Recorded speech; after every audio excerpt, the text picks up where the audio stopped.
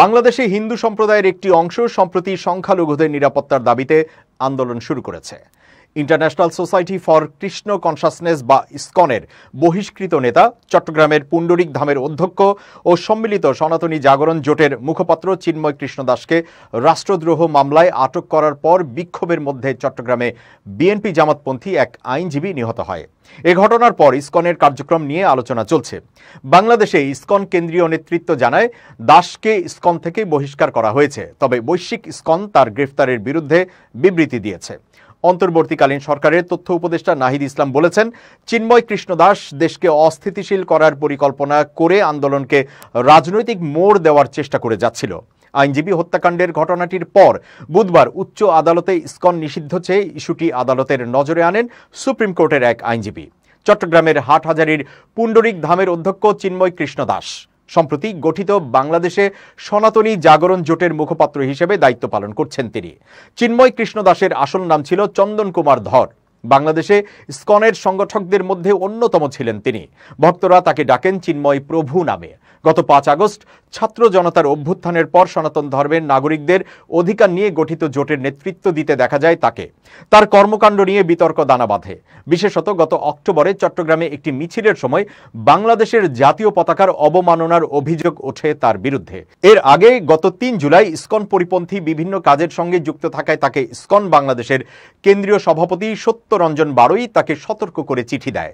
সেখানে তার বিরুদ্ধে 5টি অভিযোগও আনা হয়। পরে গত 9 নভেম্বর ইসকন বাংলাদেশ আয়োজিত এক সংবাদ সম্মেলনে সংগঠনের সাধারণ সম্পাদক চারু চন্দ্র দাস জানান, সাংগঠনিক শৃঙ্খলা ভঙ্গের দায়ে ইসকনের যাবতীয় কার্যক্রম থেকে চট্টগ্রামের পুণ্ডরিক ধামের অধ্যক্ষ চিন্ময় কৃষ্ণ দাসকে সংগঠন থেকে বহিষ্কার করা হয়েছে।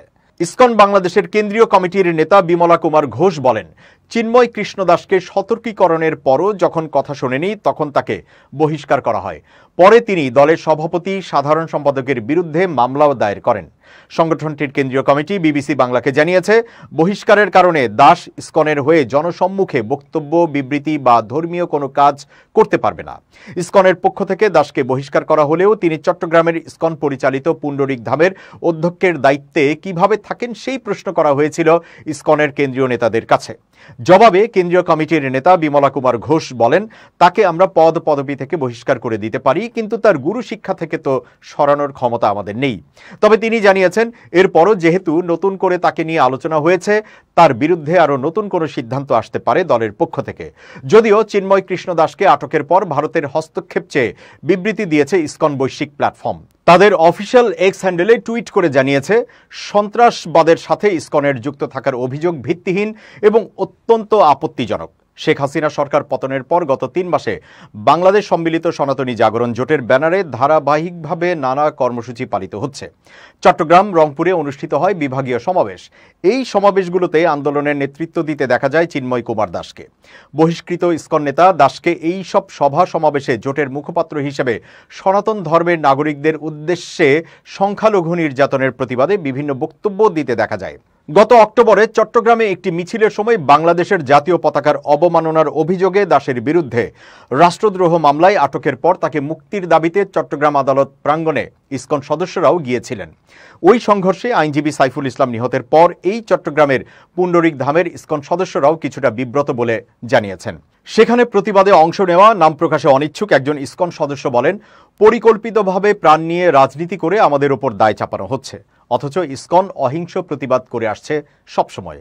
ইসকনের কেন্দ্রীয় কমিটির নেতা বিমলা কুমার ঘোষ বলেন, চিন্ময় বিভিন্ন জায়গায় যে বক্তব্য রাখছে সেটা তার ব্যক্তিগত বক্তব্য, এর দায় নেবে না ইসকন।